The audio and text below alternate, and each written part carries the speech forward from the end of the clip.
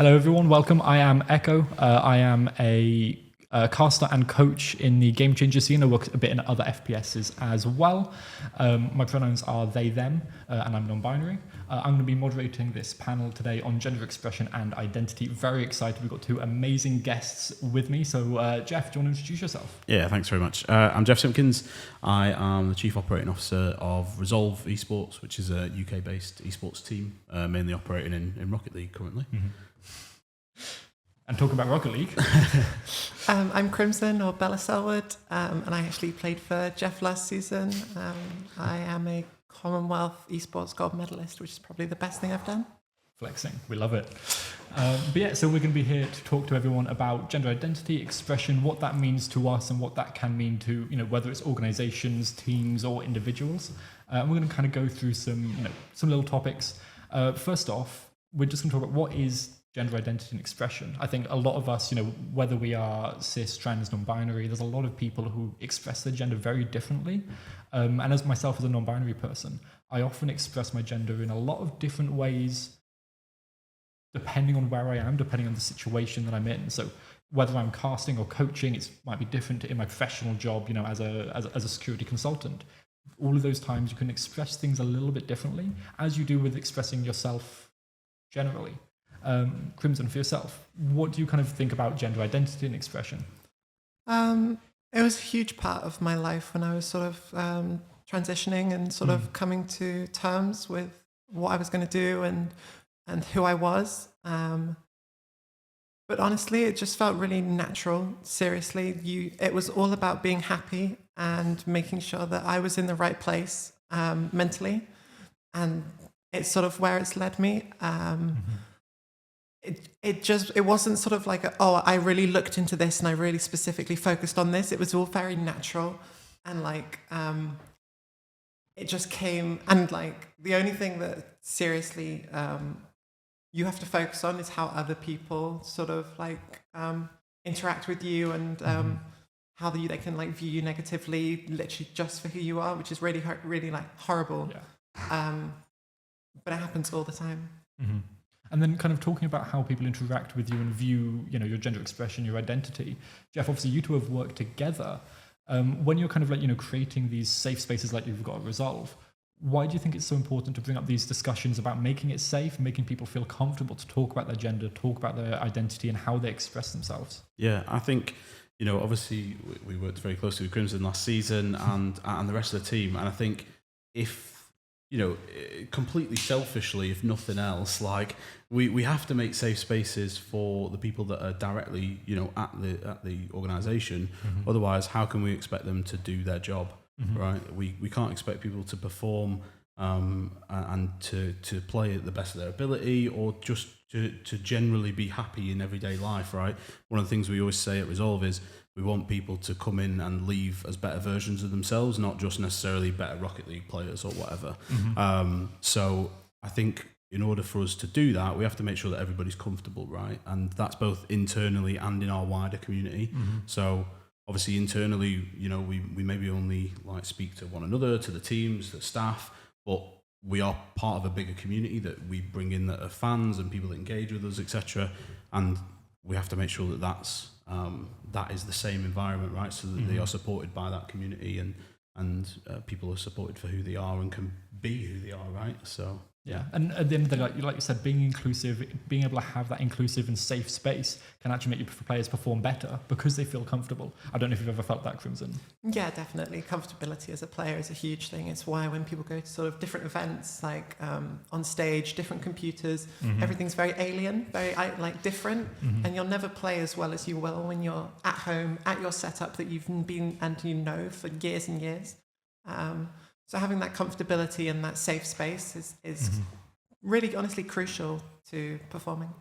Yeah, no, absolutely. It's one of those things that, performance is so important, especially as a player, as a kind of org owner.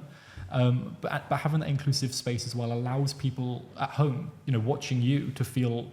We had a kind of panel earlier about representation on broadcast, representation in players as well. You expressing your gender in the way you feel comfortable will help to make those people at home feel comfortable in themselves as well. I don't know if you view yourself in that kind of way. I'd love to be an inspiration for people. It's probably a little bit of a selfish thing, but if I can get people to think, wow, this person can do it, why can't I do it? And sort of be that like beacon of hope or something, like I think it would just be brilliant to see more people, more young women move into sort of the esports space. And yeah, if I can help in any way whatsoever, then I'd love to. I think you've undersold yourself there, because I think you do that. Like, I think last season, because you're so transparent as well, and you're so willing to talk about, you know, what your experience is, I think that helps a lot of other people. And I know that we've talked about, like, not everybody's journey is the same, of course, but I think just a willingness to talk about that and to talk about it on camera and things like that, you know, the content pieces that we did last season, I think people can resonate with that, and I think it does. I think it helps more than maybe you've given yourself credit for there. Maybe a little bit. Can you talk to me about some of those content pieces? Was that trying to increase the inclusivity of your safe space? Yeah, so I think we obviously did a piece for National Trans Awareness Day, which involved our players talking about their experience. I know we were. Maybe we'll finish this next season. We were doing a longer documentary piece, which was going to go to ESI, which we never got around to finishing. But we also did content like from Rocket Clash in Dallas, and just an overview of the season as well. So a lot of it, as I say, is quite open, quite transparent, and we try and be quite proactive. You know, me and you and our Rocket League coach in particular are very. What's the word? Very opinionated, I would say on socials, and very.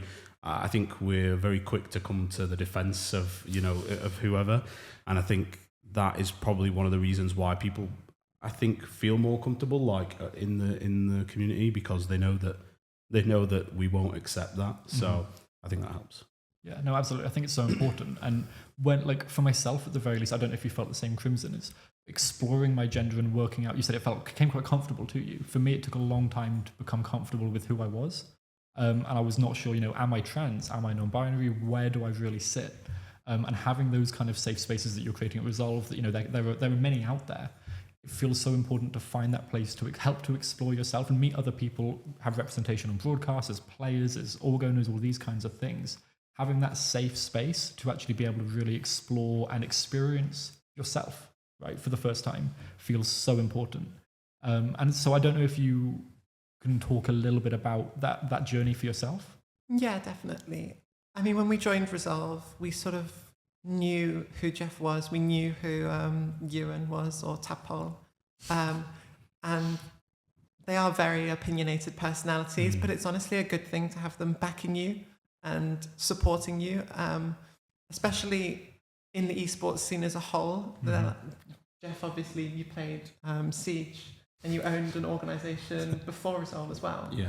So to have someone like that backing you, it feels quite. You feel a lot safer. You feel more comfortable in the environment, and it will nurture more people to join. And no, I think it's a brilliant thing. Yeah. So obviously it's great for the players, and it sounds like it's great for the orgs as well to be able to do that. Do you have any advice for org owners, managers, teachers, parents, anyone in charge of any space, how to help make it safe? Yeah, I think it's mainly about listening and learning, right? For me, I've not personally experienced what Crimson's experienced, so trying to impart my views is not would be bizarre, right? It wouldn't make any sense. So I think a lot of what we do is listening, communicating with the players and the people that are affected directly, so that we can make the right decisions for everyone. And I think that's the key, really. Just understanding that you won't understand as well as they will, and recognizing that and being able to adapt, I think, is the most important thing. Yeah. Crimson. You say you don't understand, and I get you haven't had the experiences, but for us as like people who have been through something like that, to have somebody support you and say, "Oh, I don't understand what you've been through, but I'm here for you, and I respect that." I think it helps hugely from a performance side of you as well, specifically as a player, but even just from happiness sort of point of view in the organization and the space that you're in, you deal with a lot of rubbish on Twitter. So you do sort of, you are put in that situation because you back us. Yeah. And you definitely have backlash because of that. From a lot of people, younger people, less educated people normally, in the space. And so you do sort of experience, to an extent, what it can be like. Yeah, I think we experienced that a bit last season, and I've never blocked so many people on Twitter, to be fair. But I think as well, like, it's important for us, depending on what view is being shared, we do try and educate as well, right? Like, I recognise that a lot of the people that with these views are quite young, and they probably don't understand it and aren't as educated. So it is partly our responsibility to educate as well, whilst also trying to, keep that safe space. It's trying to get that balance right. So, but I understand what you're saying. Yeah. So it's all about listening, being able to kind of learn from the people who are within your organization, your team, your children. In some cases, if you're parents, obviously I'm not.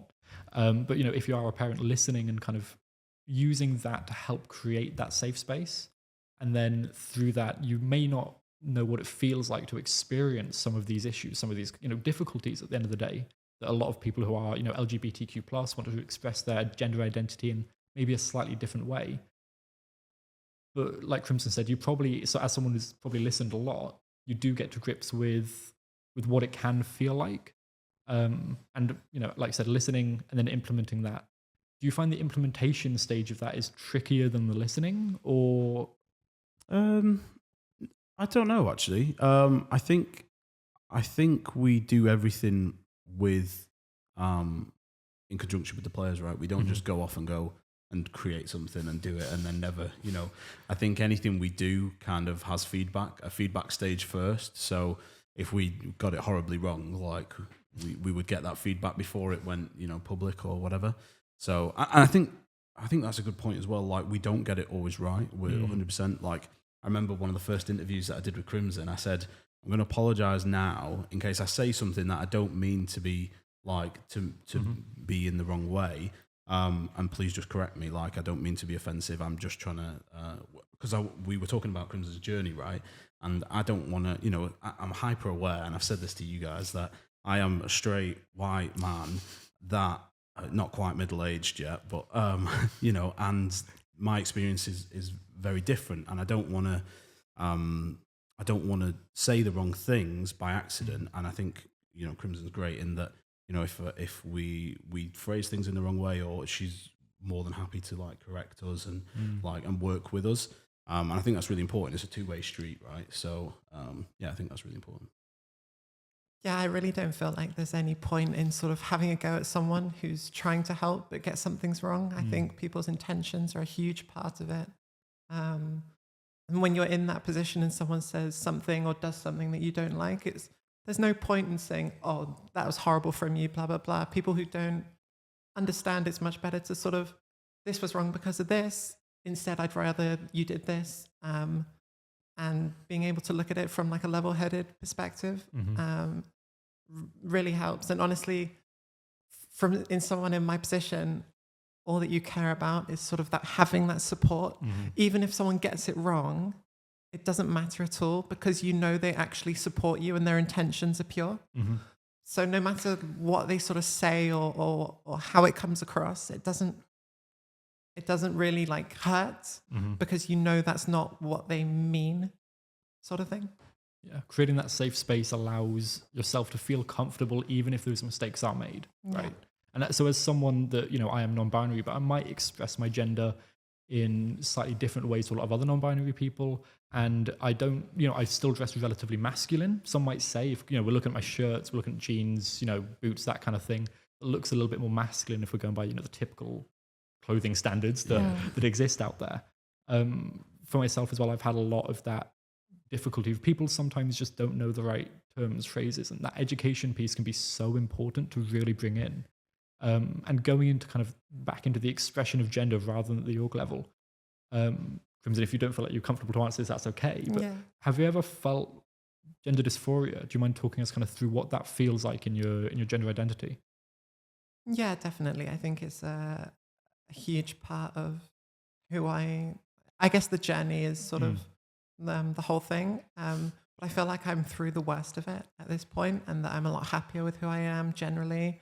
I'm a lot more comfortable. I'm a lot more confident as a person comparatively to 3-4 years ago when I was like, I don't know what I'm doing. I'm very lost and very stuck, and there were loads of things that you don't like about yourself, how you do this, how you present like this, and how people speak to you or look at you or talk to you. There's so many different ways that it can be expressed, and it's all a very personal thing. Everyone's different. And you don't have to have gender dysphoria to be transgender. You can have like gender euphoria and things like that. So it's all very, very personal and very, very different to each person. But me personally, I was just unhappy with body and like so many things in like this, how people viewed you and things like that, and how they were interacting with you, and it just wasn't a happy sort of time. And so I searched for that happiness. Do you mind explaining the difference quickly for anyone at home that might not know between, you know, gender euphoria and gender dysphoria? Do you mind kind of going into that? No, that's fine. Gender dysphoria is when you're sort of unhappy with a part of your body, how you speak, oh, that's not me. I don't actually reflect inside what's on the outside. And gender euphoria is much more, oh my God, I really liked that. That was different, or oh, I felt really comfortable when doing this, or I felt really happy when this, when somebody said this to me in a certain way, or I remember I was in Bath with my partner at the time, and we went to a chicken sort of like not restaurant, it was like pop-up stand, and it was probably the first time someone recognized me in public as a woman, and that's like a big bit of gender dysphoria, euphoria, sorry, just the excitement of that, and I'll always remember that.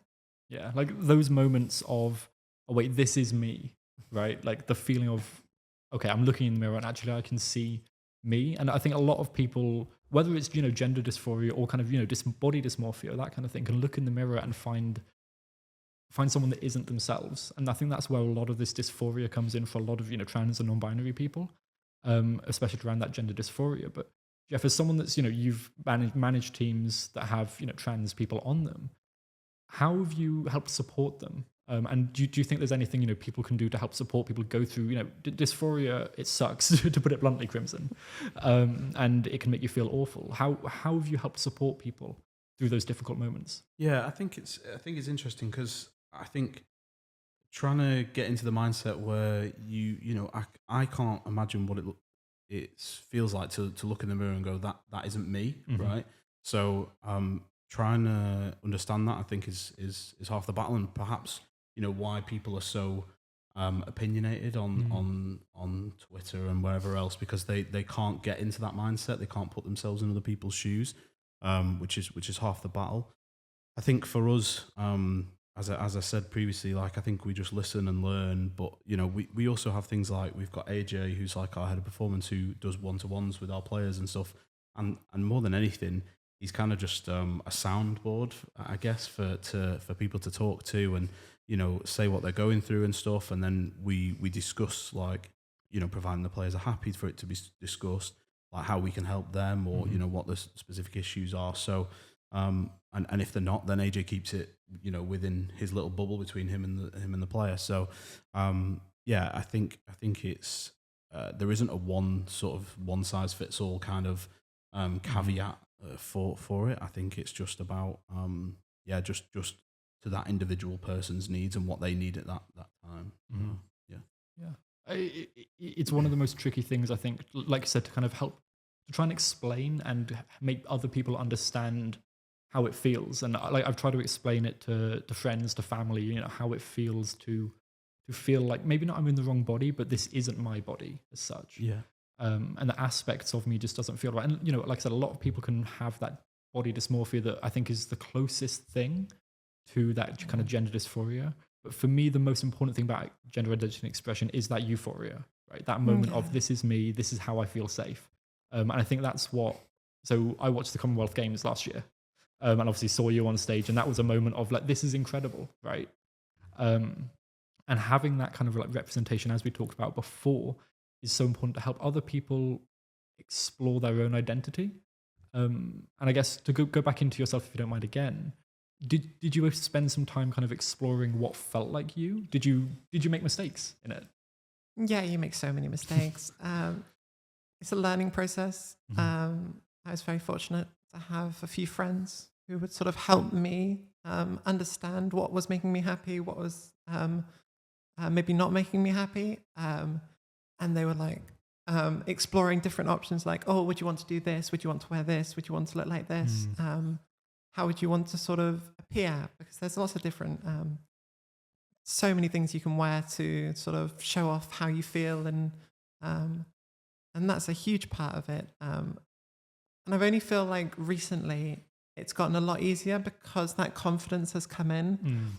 And for a lot of the time you're like, oh, I don't know if I'm doing the right thing. Maybe I should be wearing this differently or I should be doing this differently. You haven't sort of had those years of experience of practice, so to speak. But no, definitely in the last year or so, it's been a lot more like, I care a lot less about, oh, if I'm doing this right or if I'm doing this right. It's all about, like, as cheesy and as boring as it sounds, it's what makes you happy. Yeah, I think I felt that when I was first trying to explore my own gender identity was, I tried dresses. Do I feel good wearing dresses? No, I don't. But like, exploring all these different aspects can be so difficult to do. And that's where the dysphoria can sometimes get worse, I found, is, if I put on a dress, actually that made me feel awful compared to, just wearing jeans and a shirt and trying to, make myself look a little bit different, a little bit more comfortable. And then I guess one thing for me that can be huge is childhood, right? And I know, so Jeff, you said you weren't a parent, right? Yeah, no. But I'm sure you've seen players come up through childhood, right? As such, and we're young adults now, but have you had children come through Resolve, whether it's community or whether it's as players that have maybe been struggling with that kind of thing, and how have you dealt with that? I think so. We haven't had too many young people. Well, I have to say what's young people. What is young people, right? True. But, I guess what's classed as children, right? I don't think we've had that. The youngest players we worked with, certainly in my time at Resolve, is like we had a 15-year-old player for Rocket League, but that wasn't something that they were struggling with. So I think that isn't something we've had that experience of at the moment in time. Like obviously you never know who we're going to work with next season or the season after. So again, I'm sure it's one of those where we'll learn as we go to some extent, and obviously I'll always have people like Crimson to talk to, like if we're not 100% sure, and hopefully you'll be able to give me a better idea of what we should be doing, etc. So but yeah, no, not as of yet. Yeah. So Crimson, is there any support that you think maybe when you were younger that you could have used kind of growing up that might have made that journey easier as such, maybe for orgs, for parents, for teachers? I think at the end of the day, it sort of just comes down to your child's happiness and what they want. As a parent, most parents will want to just love their children, and that's all the child wants back is that appreciation and that I don't really care what you sort of say you are, or like don't care, that's the wrong way of putting it. It's that it doesn't matter. I still love you for who you are. You're still my child. And I think that's a really, really important part. And I've been very fortunate in that I've had that with my parents and on both grandparents and things like that as well, which is very, very, like, really fortunate. I don't think there's much more to add. It's just about the child's happiness at the end of the day. At the end of the day, that's what I think most people are looking for through all of this, right? Is people want to be happy. People want to make other people happy. Hopefully, generally, like Twitter besides, we just ignore that. And that's really what all of this is about: is people finding that happiness to express themselves, to express their gender, whether it's their identity in gender or actually, their identity in other ways. The way people look and how they express themselves is more than just gender. That's what I found myself, at least, is the way I express myself isn't just about me being non-binary. It's about me being me, which I think is the big thing that a lot of these talks kind of really dig into the gender aspect. But really what I've learned from you, Crimson, is that actually a lot of it is just you. Yeah, I don't like making my gender my personality. I would much rather someone sees me for, oh, I like this band, or oh, I love this movie, or oh, I play Rocket League 24/7. Like, that's what I want people to see when they talk to me. I don't want people to see a transgender woman. I want people to sort of be able to relate, because I'm I'm literally just a normal person, like everyone else out there. Just because I'm transgender, it doesn't make me some sort of alien. And you can feel isolated quite a lot at times. But as long as people sort of connect with you in sort of very normal ways, it's always like really, just feels really nice and heartening. Mm-hmm. I think most people would know you for your Rocket League. I want to put that out there, though. Imagine most of it is, winning the gold medals, that kind of thing. Jeff, do you have anything else you kind of want to say on the topic? Because I know we're running out of time. No, I think we've kind of covered, like, generally from my perspective in terms of like organisational support. Obviously, like there's a bunch of orgs, right, that do this really well. I'm sure there's a bunch of orgs that do this really badly as well. But I think hopefully that if there's other organisations, team owners watching, perhaps you've learned something. Perhaps you'll pick something up, and especially if you're supporting women's rosters or whatever. And hopefully you've learned something from that. I think as well, like, just a great one. We're obviously here because of women in esports, right? Yeah. And they are a fantastic example of that. Obviously, you've got the Valorant tournament that they're running. 2 weeks time? This weekend. Completely lost track. But I think they're a fantastic group of people. Billy and Alice in particular do an amazing job, and it's the reason that we're all here talking about these issues and trying to make the community a better place for everyone. So I'm sure there's a bunch more examples, but obviously I wanted to shout them out seeing as we're here in particular. So no, that makes sense. Yeah. Is there kind of any orgs that you, other than Resolve, obviously the best, is there any kind of orgs that you found, are great safe spaces or communities, even just, Discord servers, that kind of thing? I've seen a lot of really good things from Genji. They're really proactive with their women's team, specifically in Rocket League. I know a little bit less about other esports, but they really promote them and push them. And when I've spoken to the players, they're all really happy. In the role that they're in and the people they have to support them. So shout out to them. I have a few friends at Guild who are quite happy, Guild Academy specifically. And they're enjoying their time there. Endpoint are brilliant, actually. Yeah. Endpoint are really, really brilliant. And they really push their socials, and they're really proud of their team, which is so, so good to see. Yeah. Big ups to them. Yeah. Well, there we go. There's quite a few good orgs out there, and places, communities that feel great to be a part of, and that feel safe to explore your gender, your expression of your identity. For myself, I was part of an Overwatch organization called Altiora for a bit. They had a contenders team in NA that is run, owned, and managed by a majority trans and non-binary staff, which I think to me was a really big selling point of places. Is when they have people that represent the people they're trying to build a community for. And I think that's one of the big things that I always look for in these communities is I don't really have any other specific shout outs, but places that have people at the top or people that are advising the top that live that life and can really help to inform. And as long as the owners listen, like you said earlier, Jeff, like if they listen, then they can implement that and make it feel really safe and comfortable. But we're coming to the end here. So Jeff, do you want to kind of say anything else? How can people find you and Resolve? Yeah, no. If people want to reach out as well, like to ask a bunch of questions or whatever, here lies Jeff on pretty much all my socials.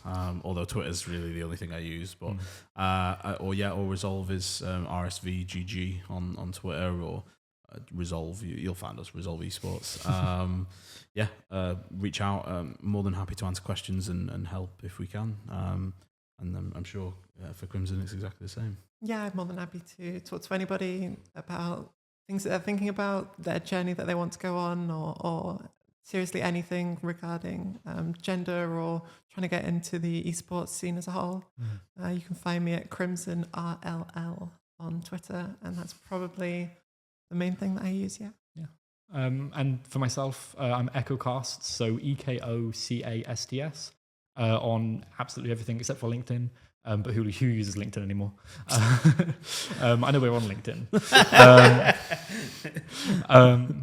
So if anyone wants to reach out, like kind of talk to me about anything, feel free. I'm more than happy to talk through, gender expression, identity, and if anyone wants any advice on how to, make people feel comfortable, feel free to reach out to me. And I want to say thank you to both of you. This has been a great time. I know we had a chat last night as well, but this has been a great time here. And thank you to Women in Esports for putting on this panel. Thanks for watching and enjoy the rest of the talks. I think we've got a break next. So after that.